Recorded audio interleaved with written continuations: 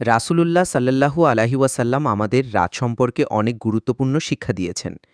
তিনি বলেছেন, যখন সূর্য অস্ত যায় এবং অন্ধকার নামতে শুরু করে, তখন তোমরা তোমাদের ছোট ছোট সন্তানদের ঘরে নিয়ে আসো।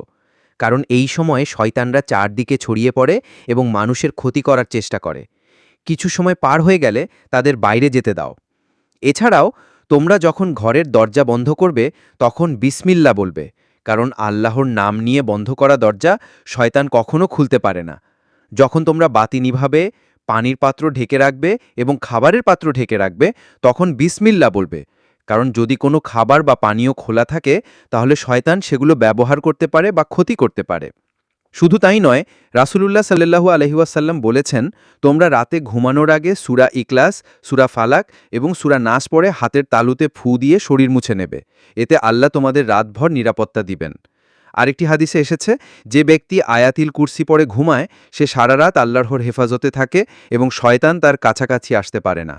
এরপর রাসূলুল্লাহ রাতের শেষ তৃতীয় ভাগ সম্পর্কে বলেছেন, আমাদের রব আল্লাহ তাআলা প্রতি রাতের শেষ তৃতীয় ভাগে নিকটবর্তী আসমানে অবতরণ করেন এবং ঘোষণা করেন, কে আছে যে আমাকে ডাকবে, আমি তার ডাকে সাড়া দেব। কে আছে যে আমার কাছে চাইবে, আমি তাকে দান করব। আর কে আছে যে আমার কাছে ক্ষমা চাইবে, আমি তাকে ক্ষমা করব। সহিহ বুখারী এবং মুসলিম।